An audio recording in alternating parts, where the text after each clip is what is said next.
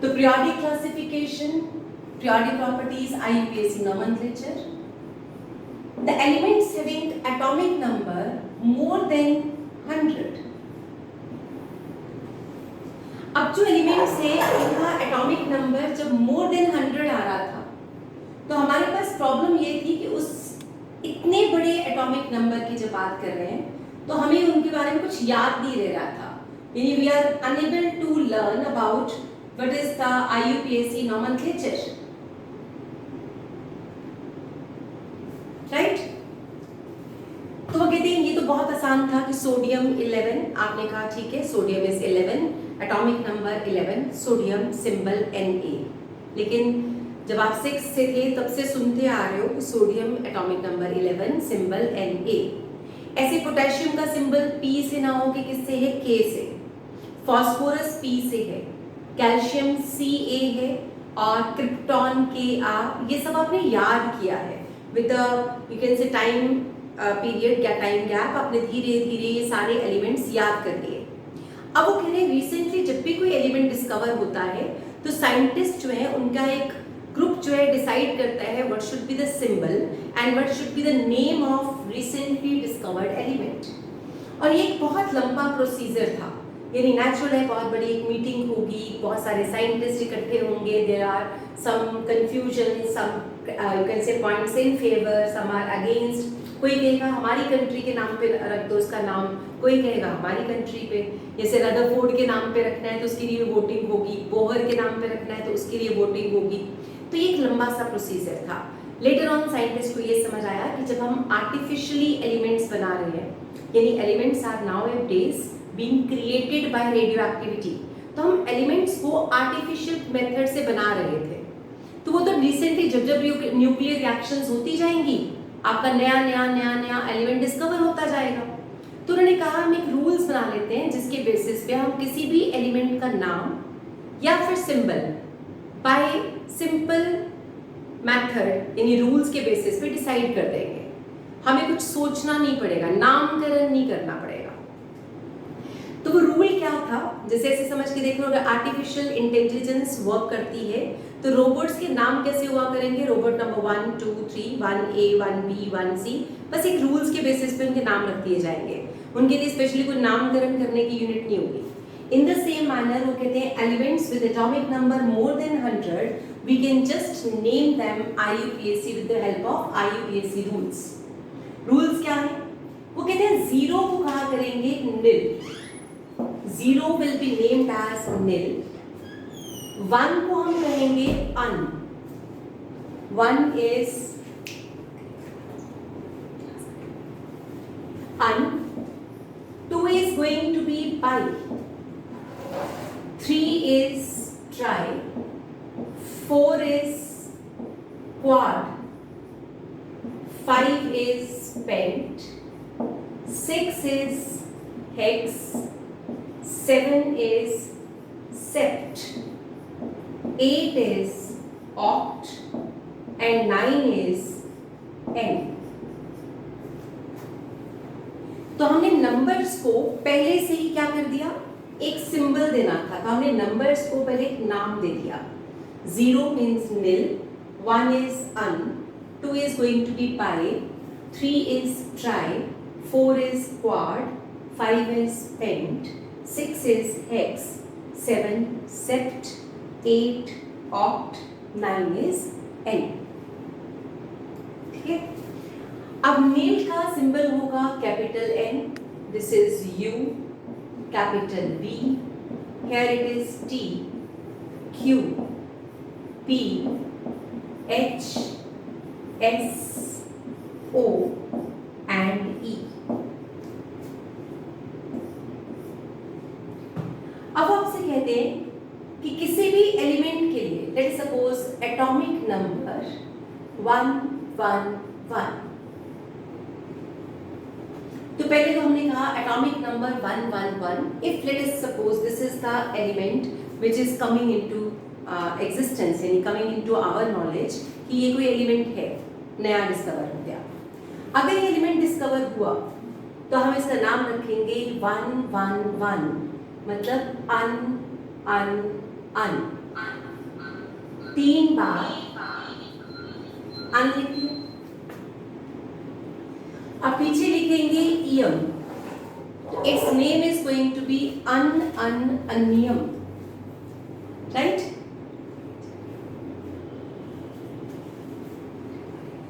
Yes ma'am. ठीक है, अब इसका सिंबल क्या रखेंगे? Symbol of this element is going to be U U U, unununium, and the symbol is going to be U U U. सोचो, if it is atomic number 112, तो हम कहेंगे इसका अब क्या लिखेंगे? अन बाई, और फिर ईएम आएगा ना, वो कहते हैं 2 बार आई नहीं लिखेंगे, एक आई को कैंसिल कर दो and symbol will become U U B, तो अनपायम।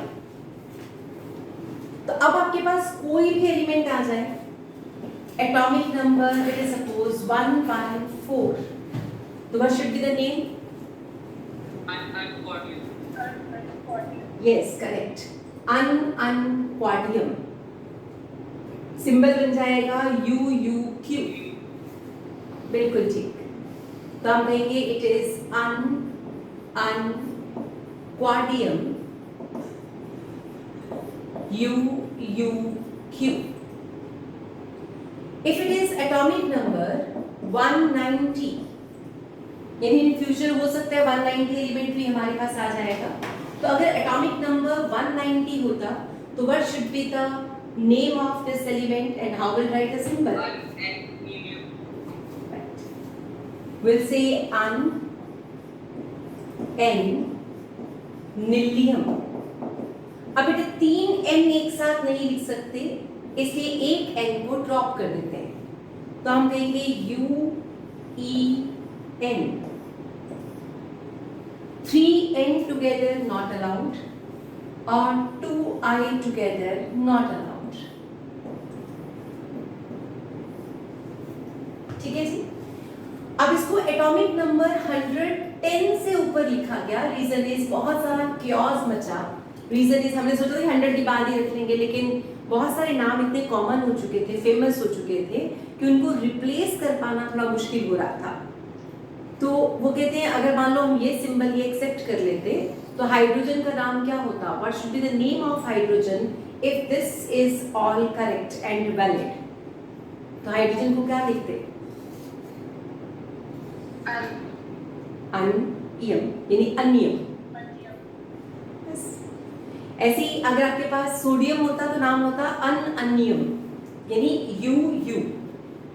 तो आपका पूरा पीरियोडिक टेबल इन्हीं से बना होता, U U B T Q S. लेकिन ऐसा नहीं कर पाए, यानी IUPAC नॉमेनक्लेचर में हमें कहना पड़ा कि चलो कोई बात नहीं, 110 तक जैसा चल रहा है वैसा ही चलने देंगे, afterwards we will accept these name। तो हम ये जो रूल्स हैं, ये लेटेस्ट जो एटॉमिक एलिमेंट्स अब डिस्कवर हो रहे हैं उनके लिए हम ऐसे नॉमेनक्लेचर लिखते हैं। जब आप पीरियोडिक टेबल देखोगे तो आपको नीचे वाले रो, सबसे नीचे वाले पीरियड में, 7th पीरियड में आपको ऐसा दिखेगा। तब आपको पता चलना चाहिए कि व्हाट आर दीज। जैसे 118, अगर आपको याद हो नोबल गैसेस में मैंने इसका नाम लिखा था 118, क्या लिखेंगे? Unoctium, symbol is UUO, correct? तो one topic we are finished with, ये हमारा एक टॉपिक कवर अप हो गया।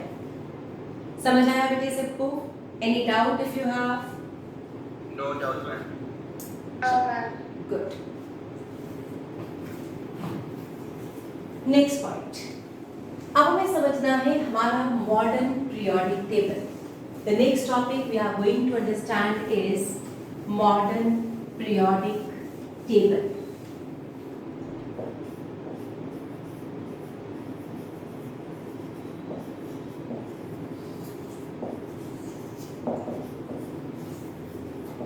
That is very important topic. इससे पहले बहुत सारे और पीरियोडिक टेबल बनाए गए थे, जैसे आपने 9th क्लास में किया होगा, you must have heard about Dobereiner's law of triads, है ना, Newland law of octaves, Mendeleev's periodic table, लेकिन वो सब फेलियर था, वो सब के सब गलत हो गए थे।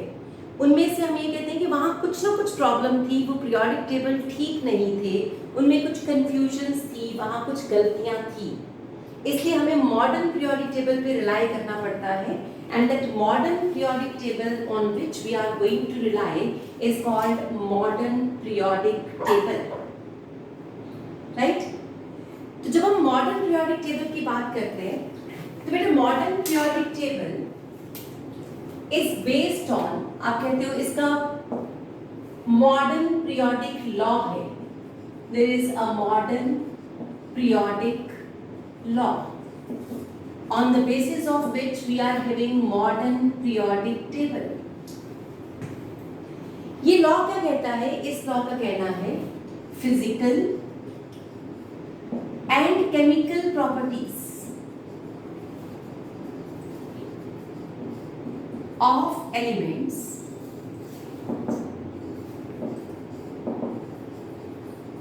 आर periodic function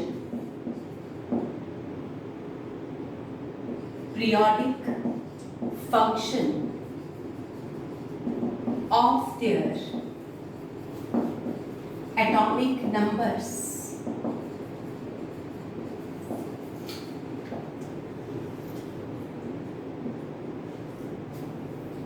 यानी किसी भी एलिमेंट को जब आप उसकी प्रॉपर्टीज के लिए स्टडी करना चाहते हो तो इस कंसेप्ट का ये कहना था कि physical and chemical properties are periodic functions of their atomic numbers. यानी ये जो प्रॉपर्टीज जिनको हम डिस्कस करते हैं वो एटॉमिक मास पे डिपेंड नहीं करती, वो किस पे डिपेंड करती हैं? एटॉमिक नंबर पे डिपेंड करती है, राइट। अब जब हमें कहा गया physical and chemical properties are periodic functions of their atomic numbers, तो इस बात की, ये जो बात हमने लिखी है, इस बात को इससे पहले कोई नहीं मान रहा था। यानी इससे पहले हम क्या मानते थे कि पीरियोडिक प्रॉपर्टीज किस पे डिपेंड करती हैं? Those are dependent on atomic mass. Clear हुआ? यानी मेंडलीव तक हम यही मानते रहे कि पीरियोडिक प्रॉपर्टीज जो है वो किस पे डिपेंड करती हैं?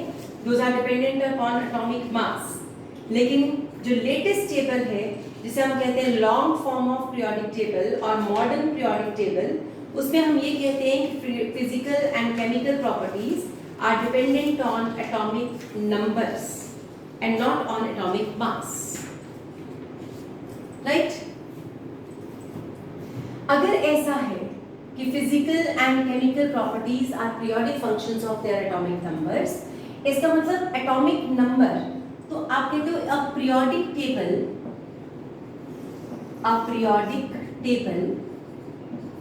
must be in या on the basis of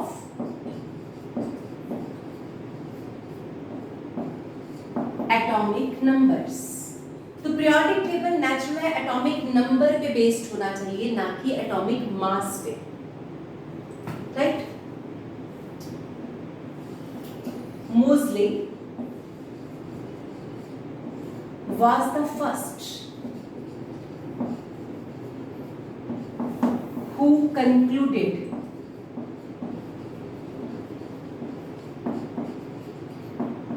this fact। इस फैक्ट को कंक्लूड करने वाला जो साइंटिस्ट है उसका नाम क्या है? मोज़ले। बेटे मोज़ले ने क्या किया था? मोज़ले ने root of frequency versus atomic number plot किया था।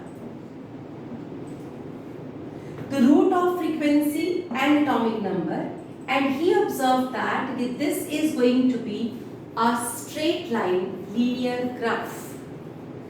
इस ग्राफ को देखने के बाद उसे ये समझ आया कि frequency and atomic number, these two are directly proportional to each other।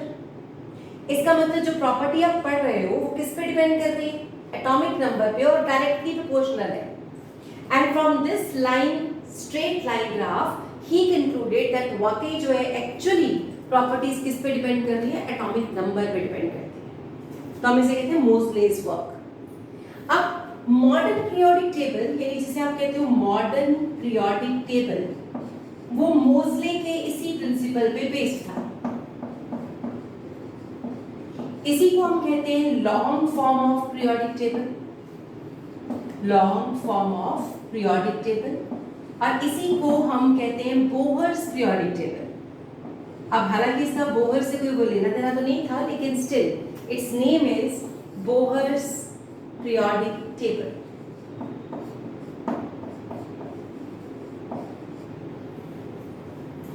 The long form of periodic table or Bohr's periodic table, that is the name of this periodic table.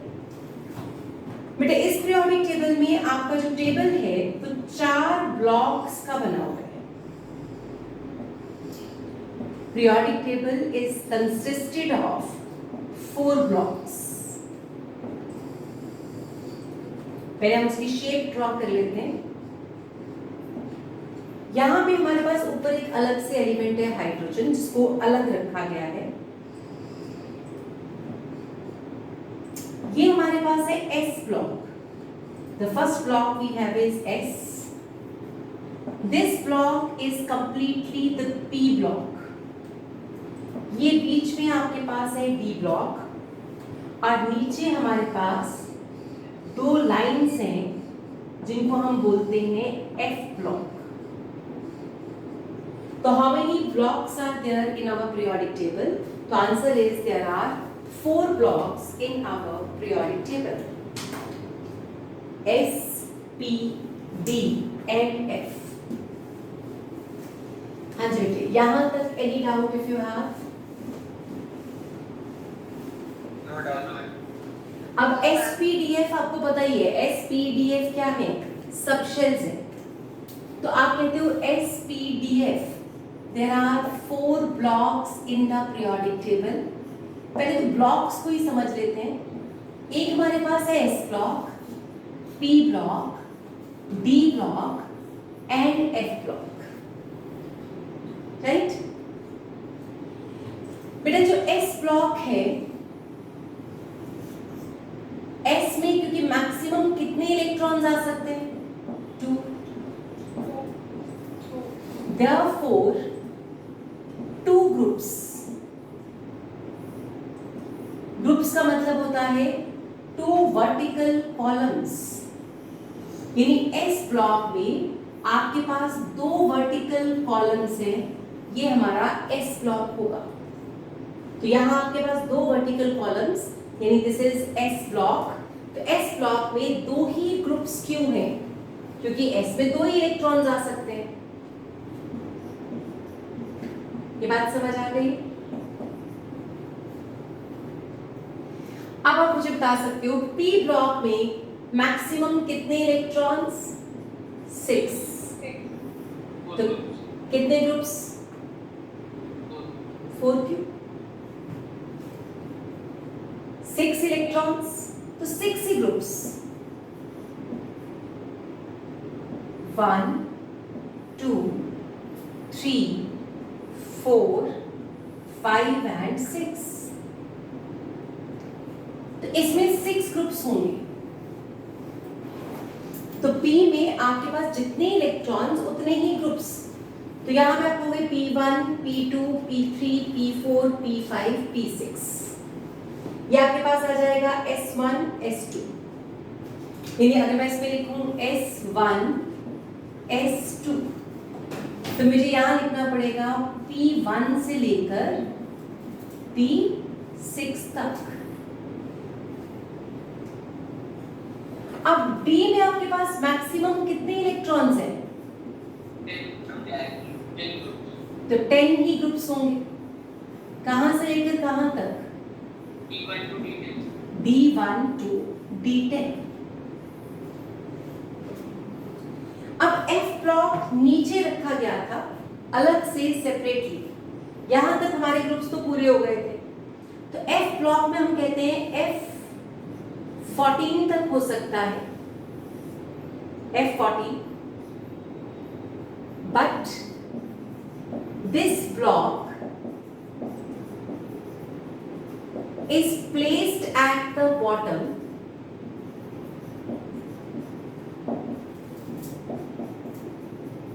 of periodic table. इस block को हमने periodic table के bottom पे रखा हुआ है। Reason क्या है? Just to reduce the length of periodic table. नहीं तो हमारे पीरियोडिक टेबल की लेंथ बहुत बड़ी हो जानी थी, इसलिए हमने उस लेंथ को कम करने के लिए पूरे एफ ब्लॉक को नीचे रख दिया। ठीक है, आप जरा सोचो क्या, क्यों ऐसा, कैसे किया, इमेजिन करते हैं। अगर एस ब्लॉक ऐसे है, ठीक है, फिर आना था एफ,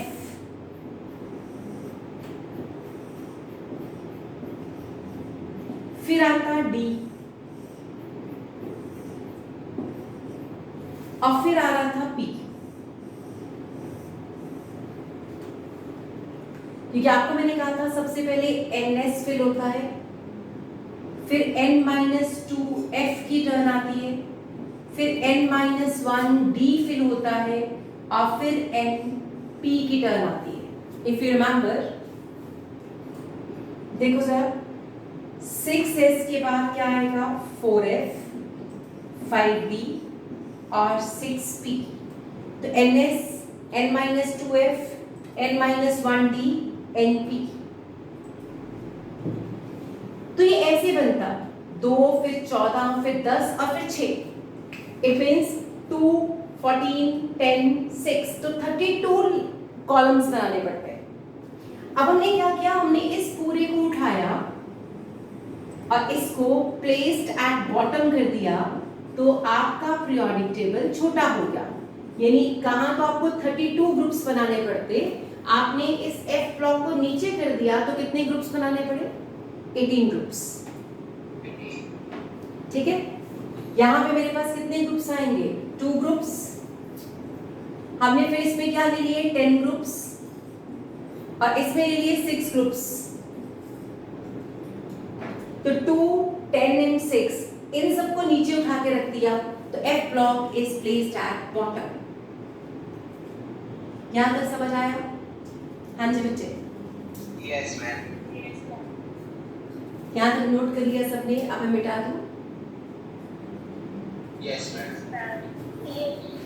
ओके,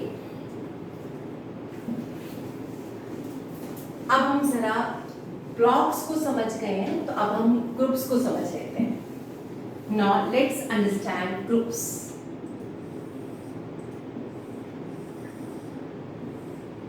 ये मेरे पास 2 ग्रुप्स हैं।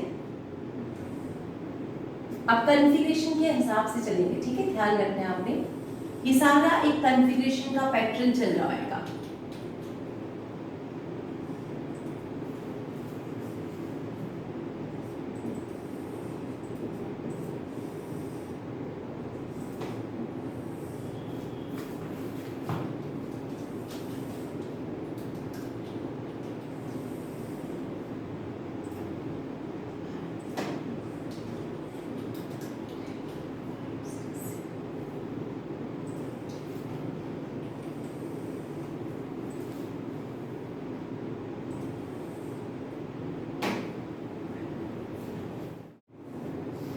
अब हमें क्या करना है? Now we want to understand the groups in the periodic table and periods in the periodic table, right? जो हॉरिजॉन्टल लाइंस थी इनको हम क्या बोलते थे? पीरियड्स। तो आपके पास पूरे पीरियोडिक टेबल में 7 पीरियड्स हैं। There are 7 periods, 1, 2, 3, 4, 5, 6 and 7. Each period is going to start with the shell number, यानी ये फर्स्ट शेल है। तो ये आपके पास आया 1s1, तो हीलियम को हमने यहां रख दिया, that is 1s2। तो एक्सेप्शनल सा एलिमेंट था हीलियम, और हाइड्रोजन भी थोड़ा एक्सेप्शनल सा ही है। हाइड्रोजन, हीलियम को हमें यहां रखना चाहिए था ना 1s1 1s2, लेकिन हमने उसको वहां रखा हुआ है, दैट इज द डाउट, है ना। अब ये 2s1 है, आप बताओ 2s1 के बाद क्या आता है 2s2, यहां पे आ जाएगा 2p1, here you will have 2p2, 2p3, 2p4, 2p5 and this is going to be 2p6। तो आप देखो जरा कॉन्फ़िगरेशन के अकॉर्डिंग जिस एलिमेंट की कॉन्फ़िगरेशन होगी 1s2 2s2 2p1 वो यहाँ आ जाएगा। Element with configuration 1s2 2s2 2p2 will be here, 2p3 nitrogen, 2p4 is oxygen, 2p5 is fluorine and 2p6 is neon। अब वो कहते हैं जैसे p6 पे खत्म हुआ तो ये 3s1 से स्टार्ट हो जाएगा। अब आप बताओ 3s1 3s2 and so on कर सकते हैं हम। फिर ये आपके पास 4s1 है, दिस इज 4s2। अब आपको पता है 4s2 के बाद 3d1 आ जाएगा, it is d2 d3 d5 again d5 d6 d7 d8 d10 and d10। कौन बताएगा why d5 for 2 times and why d10 for 2 times?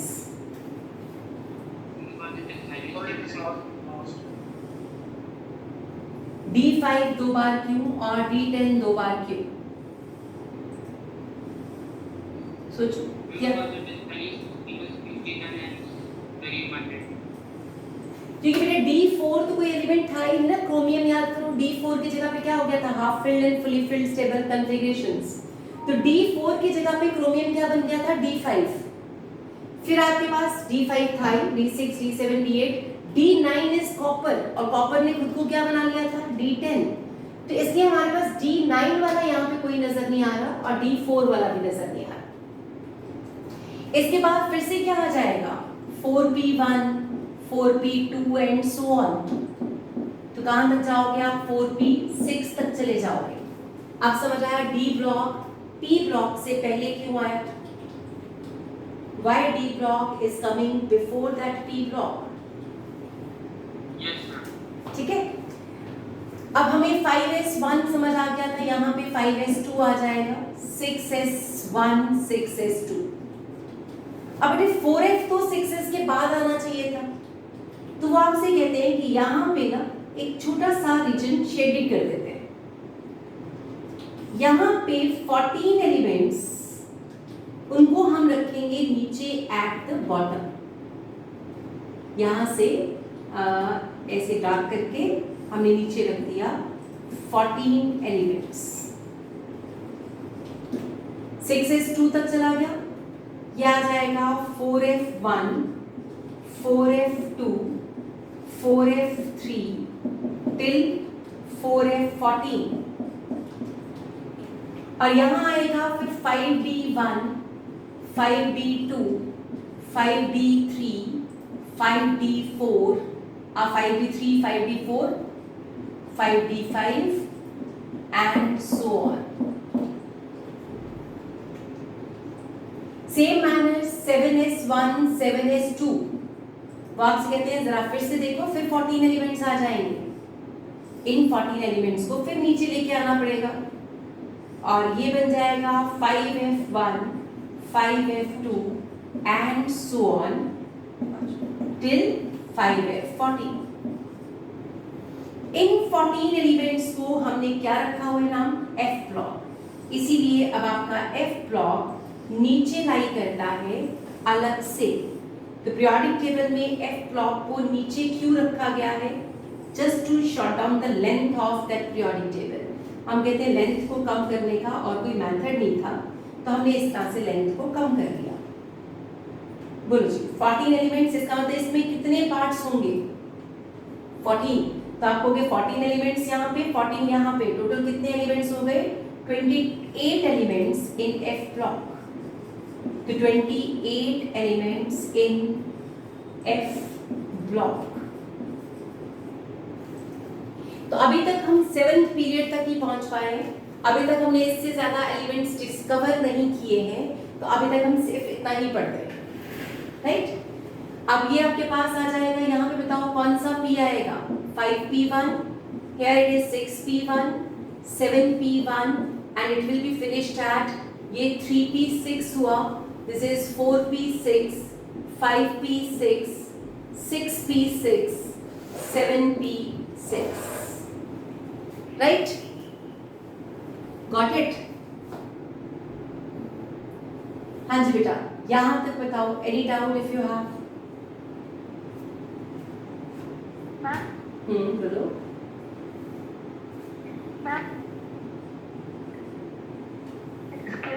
बोलो बच्चे।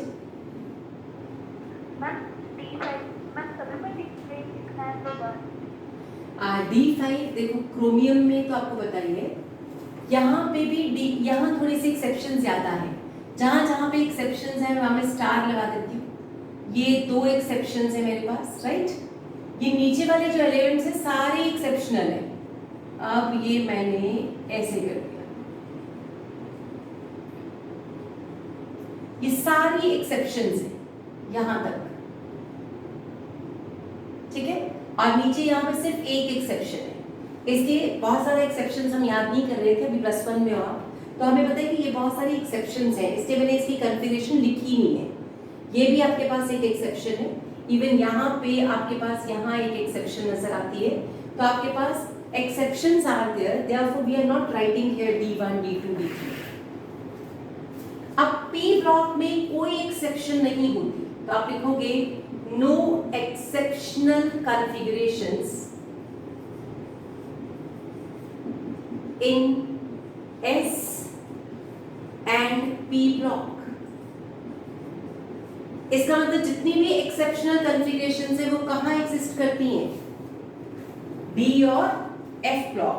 तो D एंड F ब्लॉक में आपको एक्सेप्शंस नजर आएंगी, अदरवाइज हमारे पास S ब्लॉक में और P ब्लॉक में कोई एक्सेप्शनल कॉन्फ़िगरेशंस नहीं है। तो ये आपने याद रखना है, exceptional configurations are there only in D and F block. तो exceptional configurations are there in D and F block। सिर्फ इन्हीं 2 ब्लॉक्स में आपके पास एक्सेप्शंस हैं,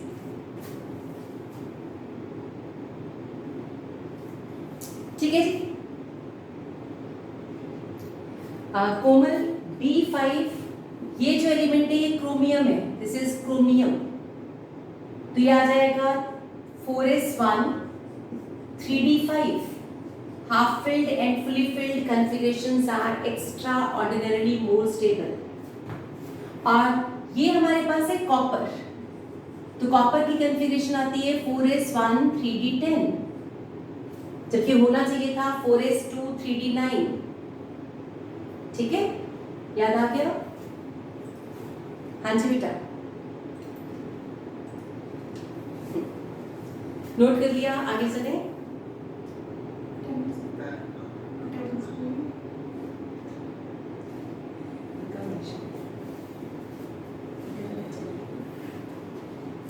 नोट करके मिटा दो पे, चलो मिटाती नहीं, मैं यहीं पर लिख रही हूँ साइड पे। बेटे 2s and 2p, 3s and 3p, 4s 3d 4p, 5s 4d 5p, 6s 4f 5d 6p and 7s 5f 6d 7p। क्या आपको याद आया कि इसे याद करने का कुछ फायदा समझ आ रहा है? Yes, ma'am. तो अब देखो जरा, आपने भी ऐसे ही लिखा ना, 1s मतलब फर्स्ट पीरियड में सिर्फ 1s फिल होता है, तो बताओ how many elements are there in first period? बताओ जी। तो फर्स्ट पीरियड में आपके पास सिर्फ 2 एलिमेंट्स होंगे। अब मुझे बताओ सेकेंड पीरियड में आपके पास कितने एलिमेंट्स हैं?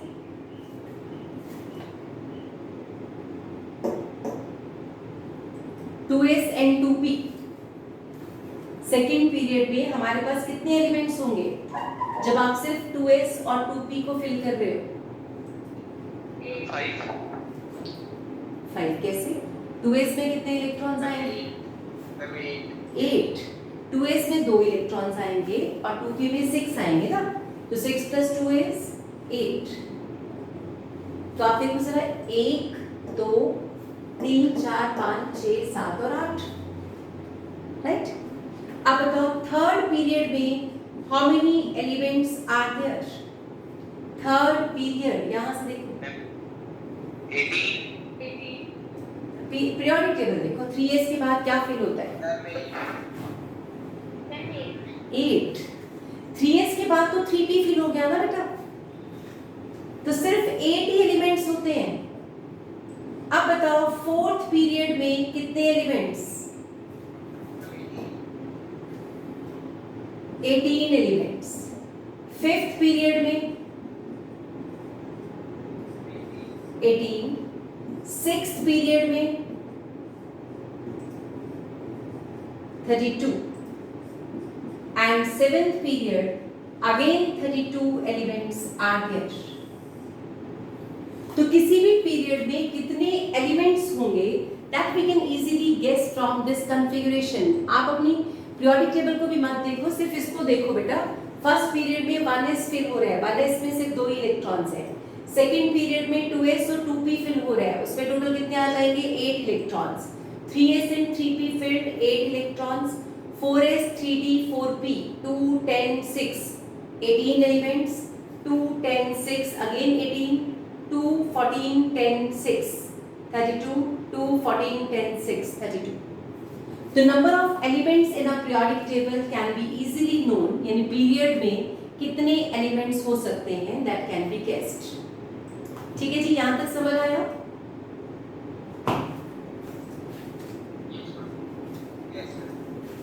किसी को कोई डाउट है तो आप पूछ सकते हैं बेटा।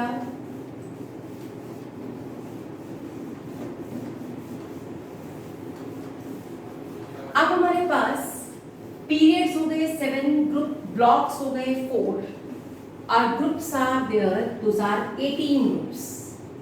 तो हम कहते हैं vertical columns.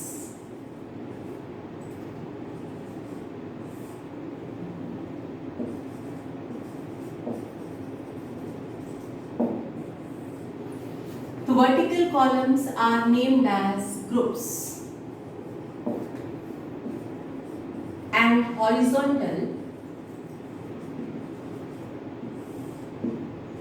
lines are called periods।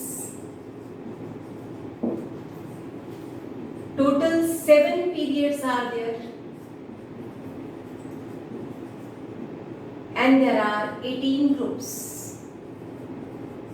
तो पीरियोडिक टेबल में 18 ग्रुप्स हैं और 7 पीरियड्स हैं। There are 18 groups and 7 periods. Who is joined with the name computer? Okay, done। अब हमारे पास 7 पीरियड्स हैं, ये भी समझ आ गया। 18 ग्रुप्स को समझ लेते हैं, दोबारा से देखो। ये आपका हो गया ग्रुप नंबर 1, जिसमें हाइड्रोजन को ऊपर से अलग से रखा हुआ है। ये हमारा हो गया ग्रुप नंबर 2। फिर हमने डी ब्लॉक शुरू किया। यहाँ आपके पास ग्रुप नंबर 3 4 5 6 7 8 9 10 11 12 तक ग्रुप्स आ गए। वो कौन से थे? दोस आर डी ब्लॉक के जो ग्रुप्स हैं। This is D block and its groups। उसके बाद हमारे पास शुरू हो जाता है P block। अब पी ब्लॉक के ग्रुप्स की बात करें तो this is 13, 14, 15, 16, 17 and this is going to be 18। और 18 में सबसे ऊपर मैंने क्या रखा हुआ है, हीलियम।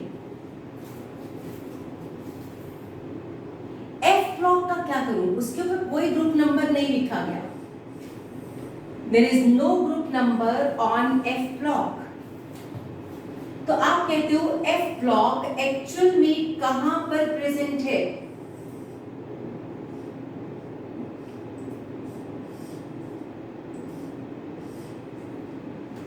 तो आप कहते हो यहां पे थर्ड ग्रुप के अंदर थोड़ी सी जगह पे हमने क्या रखा हुआ है, एफ ब्लॉक। तो F block is placed in which group? तो हम कहेंगे it is placed in third group of 6th period and 7th period। इसको हम एक और नाम देते हैं, we name it as 1A, it is called 2A, this is named as 3A, 4A, 5A, 6A, 7A and this is also named as 0 group।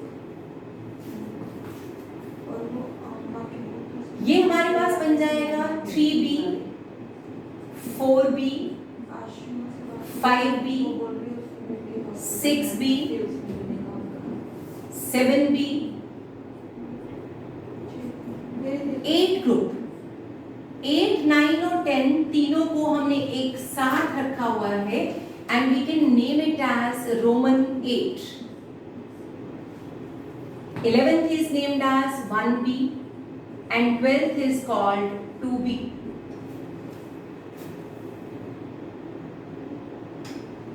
ठीक है,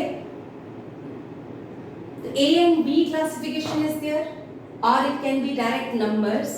आजकल हम नंबर से काम चलाते हैं, लेकिन पहले हम A और B में लिखा करते थे। That is according to Mendeleev, we selected it as A and B। तो sometimes क्वेश्चन ऑब्जेक्टिव में वो A और B की टर्म में भी पूछ सकते हैं और कई बार वो डायरेक्टली A B की टर्म में नहीं पूछते, तो वो आपसे पूछ लेते हैं in terms of these numbers.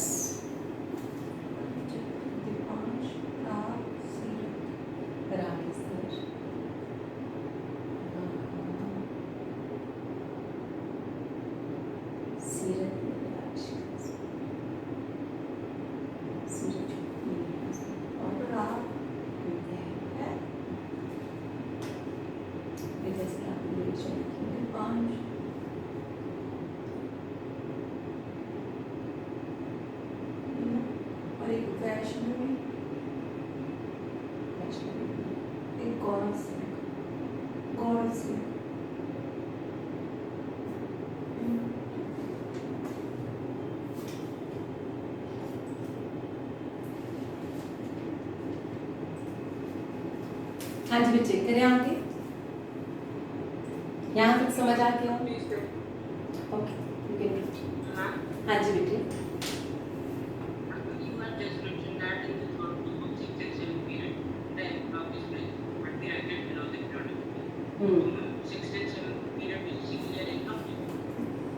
क्योंकि 6th और 7th के बाद ही F होता है ना बेटा, इससे पहले तो F आता ही नहीं।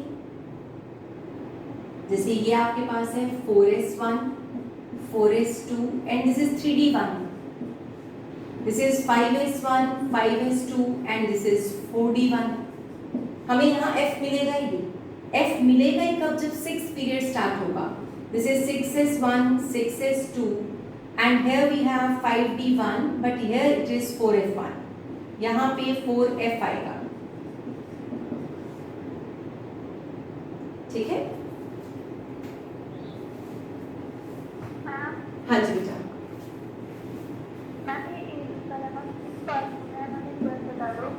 किसका बेटे? ए और बी। ए बी जो है बेटे एस ब्लॉक और पी ब्लॉक को हम ए कैटेगरी में रखते हैं। एस एंड पी को देखो जरा, 1A, 2A, 3A, 4, 5, 6, 7A। तो 1A से लेकर 7A तक this is S block and P block. जो बी है वो बी जो है वो स्टार्ट 3b से करना है और ध्यान रखना है 11th is 1b and 12th is 2b. This is according to Mendeleev's classification. तो मेंडलीव ने इनको 1a में और इनको 1b में रखा था, इसलिए हमने इनको 1a और 1b रख दिया. दिस इज 3 4 5 6 7 और मेंडलीव्स की पीरियोडिक टेबल में 8 ही ग्रुप्स थे, तो उसने इन तीनों को इकट्ठा 8 ग्रुप में रखा था. राइट? तो A and B only for S block and P block, A and A. तो B part is for your D block.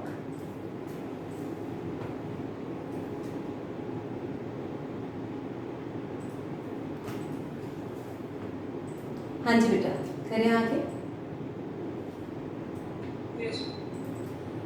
अब हमारे पास F block की पोजीशन कहाँ लिखेंगे? F block is placed in, हम क्या कहना चाह रहे थे? Third group. कौन सा वाला थर्ड ग्रुप? 3b. ठीक है? In 6th and 7th period.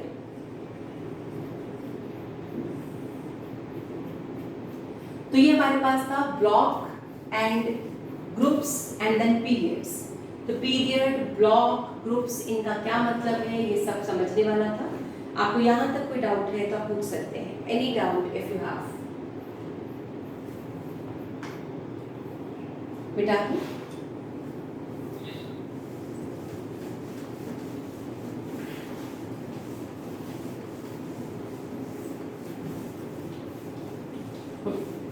अब हमारे पास हमें एलिमेंट्स को याद करना है और उसके सिंबल्स याद होने चाहिए, सीक्वेंस पता होना चाहिए. तो ग्रुप 1 एंड ग्रुप 2 याद करते हैं सबसे पहले. Group 1 is hydrogen. ये आपने याद कर रखा है, इसलिए लीना की रूबी से friendship. That is group number 1. And second is beryllium, magnesium, बेमग का सर बड़ा, या फिर आप इसे याद कर सकते हो बेटा मांगे कार स्कूटर बाप राजी. दोबारा देख लेते हैं.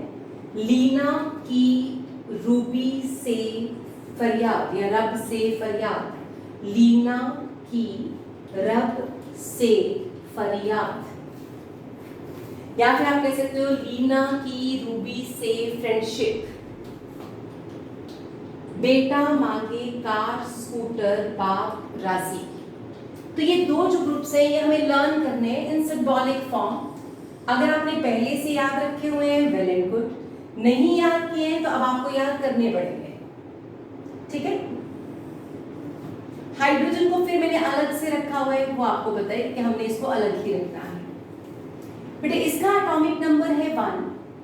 It is 3, then 11, 19, 37, 55, 87. अब ये एटॉमिक नंबर याद करने के लिए हमने इसमें मैजिक नंबर लगाना है. देखो जरा कैसे. 2, 8, 8, 18, 18, 32. So can you tell me which one will be the next element after francium? Magic number is 32. Francium के बाद नेक्स्ट एलिमेंट क्या होगा? कितना आएगा? 119. 119 का सिंबल क्या होगा?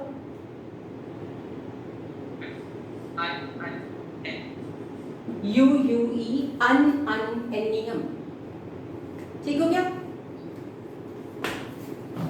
अब ये अगर 3 है बेटा तो ये क्या आएगा? 4.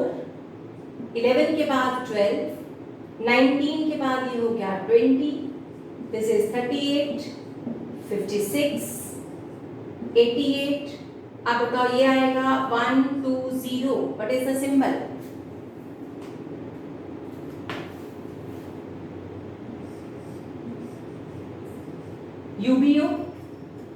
अनबाइनिलियम,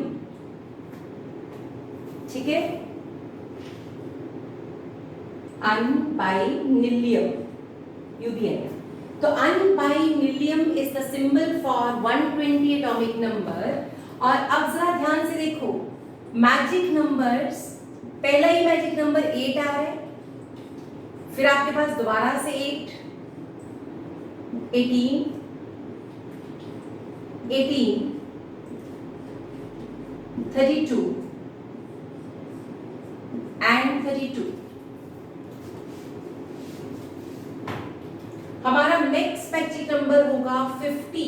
अगर हम ऐसे ही बढ़ते गए तो हमारा नेक्स्ट मैजिक नंबर आएगा 50। तो 119 प्लस 50 कितना आ जाएगा? 169।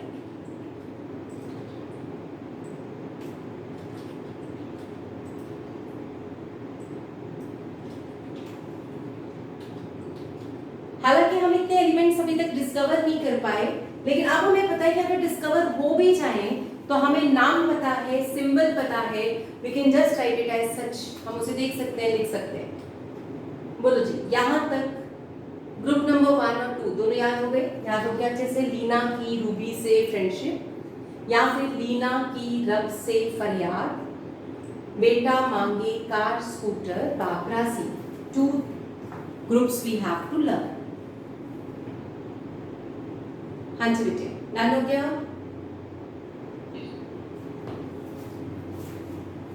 अब जरा ग्रुप 1 को ध्यान से देखो तो आपको ये समझ आ जाएगा, ग्रुप 1 जिसे आप कह रहे हो उनमें एक खास बात है, और वो है कॉन्फ़िगरेशन। इसकी कॉन्फ़िगरेशन आती है 1s1, ये आपके पास आएगा 1s2, 2s1। But here we get neon 10, 3s1, argon 18, 4s1, क्योंकि 19 है, 11, 3, 1। Can you write configuration of 37, 55 and 87? लिख सकते हो? Can you write configuration of rubidium, cesium and francium?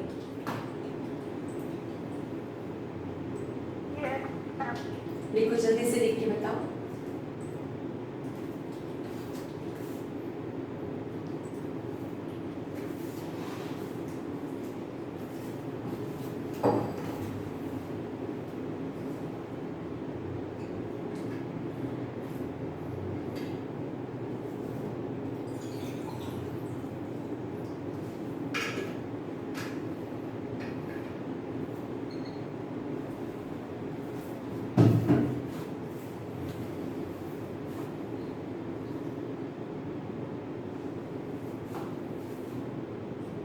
It is krypton 36, 5s1.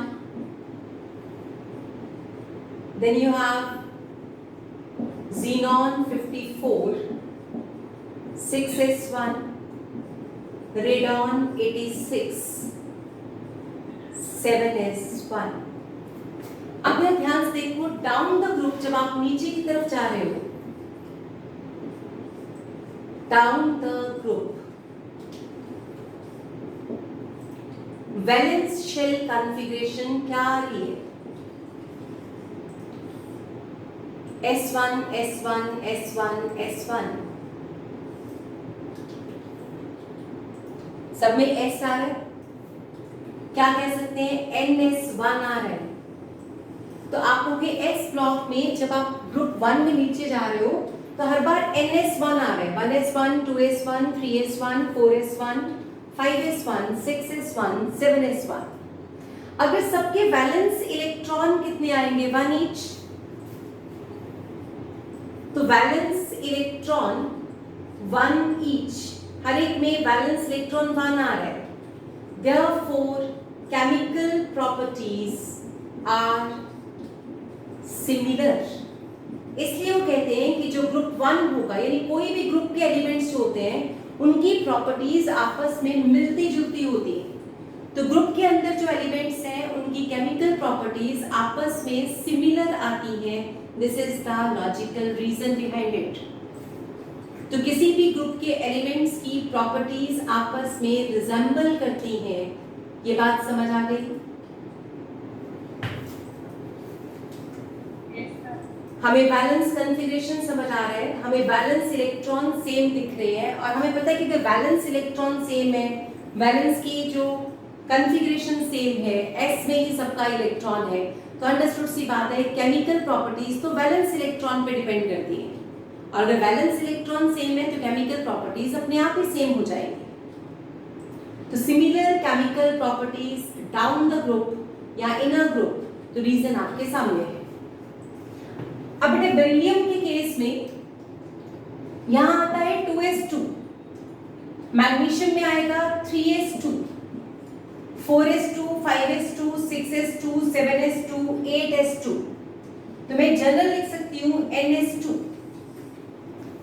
यहां पे हमारे पास जनरल कॉन्फ़िगरेशन क्या आ रही थी? ns1। तो अगर आपसे पूछा जाए कि what is the general electronic configuration, general electronic configuration of group 1, तो आप होगे ns1। अगर कहें व्हाट इज ग्रुप 2 कॉन्फ़िगरेशन, तो आप होगे ns2। लेकिन अगर कहा जाए कि general configuration of s block, पूरे s ब्लॉक की कॉन्फ़िगरेशन क्या है, तो आप होगे ns1 to 2, तो आपका आंसर होगा ns1 to 2। तो general electronic configuration of s block is going to be ns1 to 2,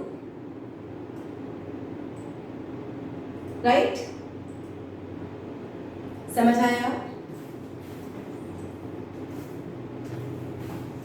अब ग्रुप 1 के बैलेंस इलेक्ट्रॉन कितने हैं? 1 ईच। और ग्रुप 2 के बैलेंस इलेक्ट्रॉन क्या है? 2 ईच। अब मैं ऐसे लिख सकती हूँ, बोलो जरा, लिथियम के बाद लीना, की, रुबिडियम, सीजियम, फ्रेंसियम, इन सब में 1 बैलेंस इलेक्ट्रॉन है। तो आप इसके साथ एक एक डॉट लगा दो, इसका मतलब है इसमें 1 बैलेंस इलेक्ट्रॉन है। तो ये बन गया लुईस डॉट स्ट्रक्चर। इसको हम बोलते हैं Lewis dot structure. Lewis dot structure क्या होता है? जिसमें बैलेंस इलेक्ट्रॉन को किसी के साथ भी लिखा जाता है। अब जैसे बेरिलियम को साथ लिखना हो तो मुझे 2 डॉट लगाने पड़ेंगे, मैग्नीशियम के साथ भी 2 डॉट्स लगाने पड़ेंगे, calcium, strontium, barium and radium. तो ये 2 डॉट कौन से वाले 2 डॉट हैं? These 2 electrons are valence electrons. तो हम वैलेंस इलेक्ट्रॉन को डॉट के साथ रिप्रेजेंट कर सकते हैं। तो एस ब्लॉक में आपने क्या क्या सीख लिया? उनके सिंबल्स, उनके मैजिक नंबर्स, उनकी general configuration, their valence electrons, this we have learned. समझ आया सबको? Next we are going to learn is P block. तो अब हमारे पास अगली लर्निंग हम स्टार्ट कर रहे हैं पी ब्लॉक। एस ब्लॉक याद होना चाहिए, लीना की रूबी से फ्रेंडशिप, या फिर बेटा मांगे कार स्कूटर बाप राजी, या फिर बेमग का सर बरा। ठीक है? After this we are reaching to the P block. अब हमें पी ब्लॉक याद करना है, very important block to be learned. S और पी ब्लॉक आपको +1 में पूरे याद होने चाहिए। 2 ब्लॉक जो हम +1 में याद करना चाहते हैं या याद होने चाहिए, those R S and P block. P block में 13 ग्रुप है, 14, 15, 16, 17 एंड 18th ग्रुप। तो आप होंगे ग्रुप नंबर 13 to 18। बेटा पहला आपके पास है boron family, carbon, nitrogen, oxygen, fluorine and neon. हम कह रहे हैं सबसे पहले तो ये इतना तो हमें सबको पता है, आई नो दैट, कि आपने यहाँ तक याद किया हुआ है। सबने याद किया हुआ है ना ये वाले फर्स्ट 10 एलिमेंट्स? Yes ma'am. तो फर्स्ट 10 एलिमेंट्स आपको याद थे, अब हमें नीचे को याद करना है. You are going to learn the vertical columns. देखो जरा, बोरॉन फैमिली को याद करेंगे. बल, गा, इन, तल. बल का इंतल. बल का इंतल is boron, aluminium, gallium, indium, thallium. It is बल का इंतल, boron, aluminium, gallium, indium, thallium. या फिर से ऐसे याद करते हैं, बैंगन, आलू, गाजर, इन, थैला. जैसे आपको याद रह जाए. मुझे बल का इंतल इसलिए याद रखना अच्छा लगता है, इसमें सिंबल याद हो जाता है, कम से कम सिंबल गलत नहीं करोगे. तो बल का इंतल में boron, aluminium, gallium is Ga, indium In, thallium Tn. Carbon family को याद करें तो carbon is carbon, silicon, germanium, tin, lead. College students get some problems. College students get some problems. Next आपके पास है ना पास, SBBI. SBI एक बैंक है, ना पास SBI. Nitrogen, phosphorus, arsenic, antimony, bismuth. तो nitrogen, phosphorus, arsenic, antimony, bismuth. Oxygen family is ओस से टेपो. ओस से टेपो. Oxygen, sulphur, selenium, tellurium, polonium. जैसे आप टेस्ट टेप लेते हो ना, तो ये वैसा ही कुछ सिंबल है, ओस से टेपो. तो आपने इसका निमोनिक याद करना है, पर टेप का नहीं है कुछ भी. केट ने आंसर लिखा, सभी सेम ही आंसर लिख रहे हैं. Fluorine, chlorine, bromine, iodine, astatine. It is फिर, कल, बाहर, आई, आंटी. फिर, कल, बाहर, आई, aunty. Fluorine, chlorine, bromine, iodine, astatine. Fluorine, chlorine, bromine, iodine, astatine. Helium, neon, argon, krypton, xenon, radon. Heena, Neena, Arina, Tarina, zero, run out. ठीक है. तो आपको जिसका याद रखना है वो इंपॉर्टेंट है, यानी जो आपको नहीं आता उसे याद कर लो. नोबल गैसेस अगर याद है इट्स ओके, नो प्रॉब्लम्स. अगर नहीं याद है तो आपने कोई निमोनिक याद करना है. Mnemonics are just to help you कि आप उसे याद कर रखो. तो अब आपके पास बोरॉन फैमिली हमने याद किया, बल्गा इंतल. बेटे बोरॉन फैमिली को हम नाम देते हैं, we can name it as, हम इसे कहते हैं icosagens. These are named as icosagens. Carbon family को कार्बन फैमिली ही कहते हैं, इसका कोई स्पेशल नेम नहीं रखा गया. Nitrogen family is named as pnictogens. Pnictogens. Oxygen family is called chalcogens. Fluorine वाली फैमिली को हम बोलते हैं हैलोजन्स. और इन सबको हम बोलते हैं नोबल गैसेस. तो इन सारे ग्रुप्स के अपने अपने नाम हैं, तो हम कहते हैं these groups are named in some particular manner. तो हम इन सब के नाम रख लेते हैं. तो आपके पास names are written for these groups.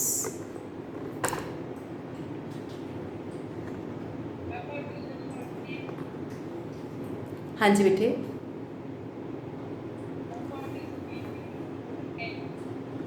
Pnictogens, PNICOGENS, pnictogens. P silent है बेटा, पी को बोलते नहीं, प्रोनाउंस नहीं करते. तो इट इज निकोजेंस.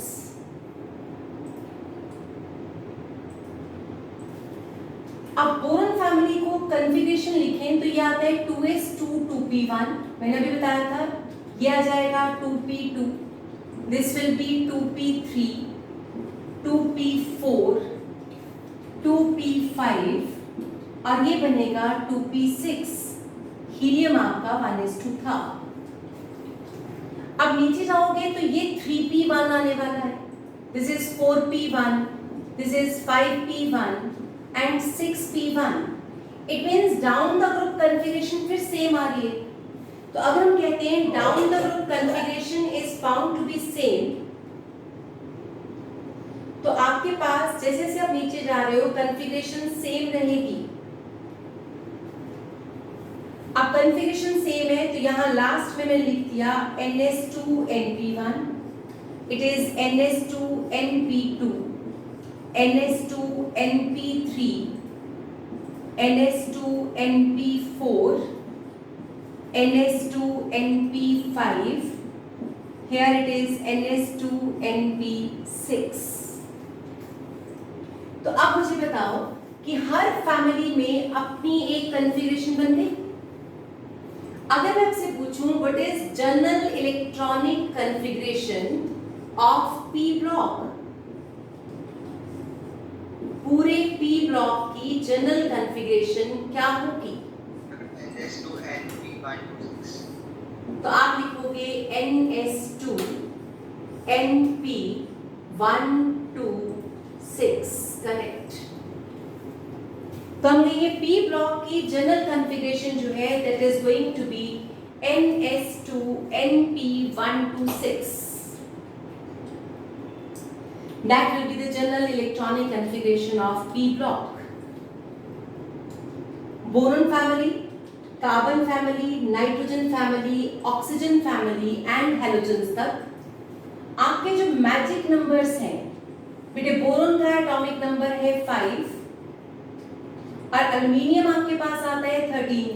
तो हमें लेगा पहला मैजिक नंबर तो 8 ही है ना. सेकेंड मैजिक नंबर 18 है, उससे next magic number 18 and then you have 32 और इसके बाद फिर से आप एक और लिखते हैं तो 32.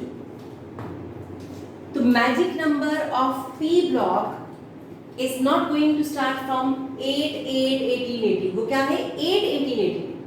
तो आप कहोगे बोरोन के साथ 8 ही प्लस करेंगे तो 13 आ जाएगा. 13 प्लस 18 इज 31. तो गैलियम का एटॉमिक नंबर 31 है. तो मैजिक नंबर्स नेक्स्ट क्लास में हम सारे मैजिक नंबर्स को एक साथ लिख लेंगे. फिलहाल आपको ये समझ आना चाहिए कि हर फैमिली का अपना एक मैजिक नंबर है. तो 13 ग्रुप का मैजिक नंबर क्या होगा? 8 18 18 32 32. कार्बन फैमिली का मैजिक नंबर क्या हो गया? फिर से सेम.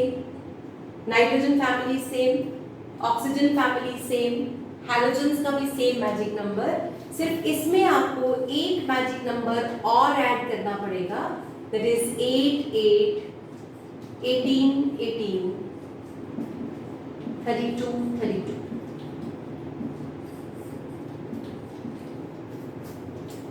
तो मैजिक नंबर ऑफ अगर मैं बोलूं ग्रुप नंबर 13 से लेकर 17 तक, तो जो मैजिक नंबर्स हैं वो हमारे पास आएंगे 8 18 18 32 32 50. और अगर मैं बोलूं ग्रुप नंबर 18 का मैजिक नंबर क्या है, तो आप लिखोगे 8 8 18 18 32 32 50. तो एक एक्स्ट्रा आ रहा है क्योंकि एक एलिमेंट एक्स्ट्रा था उसके पास. अब pnictogens, chalcogens, halogens and noble gases, these are the names given to the p block elements or groups.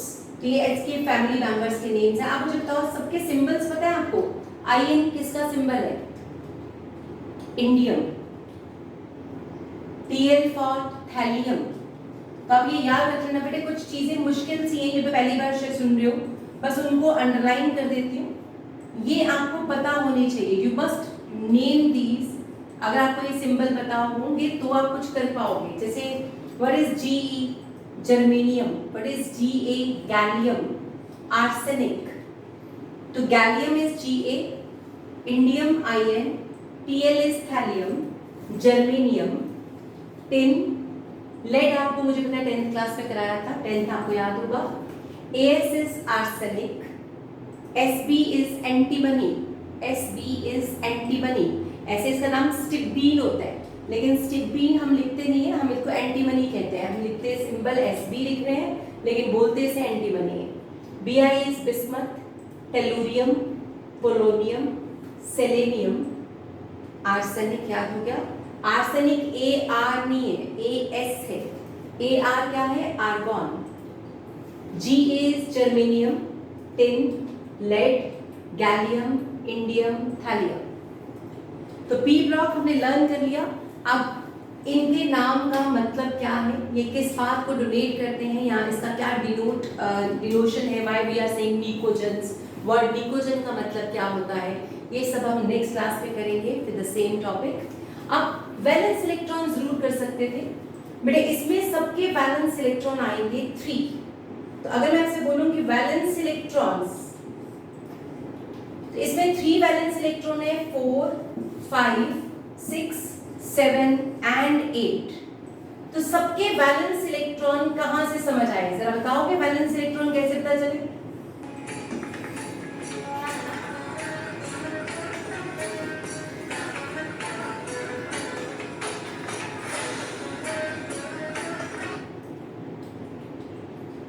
सबके valence electron, here we have 3 valence electron, 4 valence electron, 5, 6, 7 and 8 except helium जिसके पास 2 ही valence electron है, बाकी neon के पास 8 valence electrons है, 2s2, 2p6। तो आप कहोगे इसके वैलेंस इलेक्ट्रॉन 8 हैं। ऐसे फ्लोरीन के पास how many valence electrons are, तो आप कहोगे 7 valence electrons are there, 2s2, 2p5। In the same manner oxygen के पास कितने वैलेंस इलेक्ट्रॉन्स होंगे, 6, 2s2, 2p4। Nitrogen is having 5 valence electron, 2s2, 2p3। Carbon is having 4 valence electrons and boron is having only 3 valence electrons। और आप सबको समझ आ गया, valence electron down the group हमेशा क्या रहते हैं, सेम। वीडियो क्लियर हुआ? जस्ट अ मिनट,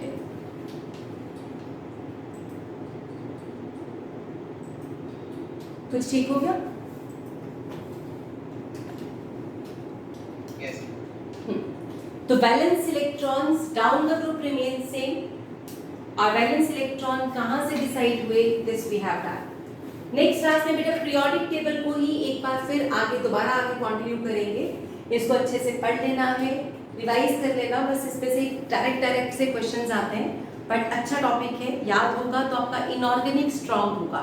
जिसका पीरियोडिक टेबल अच्छे से तैयार होता है उसका इनऑर्गेनिक केमिस्ट्री पार्ट जो है वो सबसे अच्छा रहता है।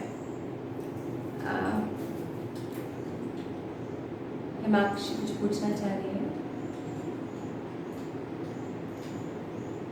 1 अगस्त को कोई टेस्ट नहीं है?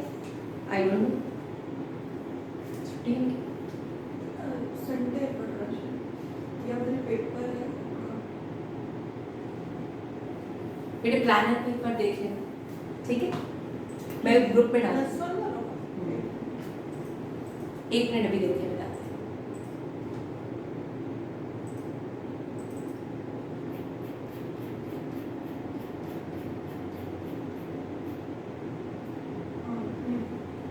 Friendship day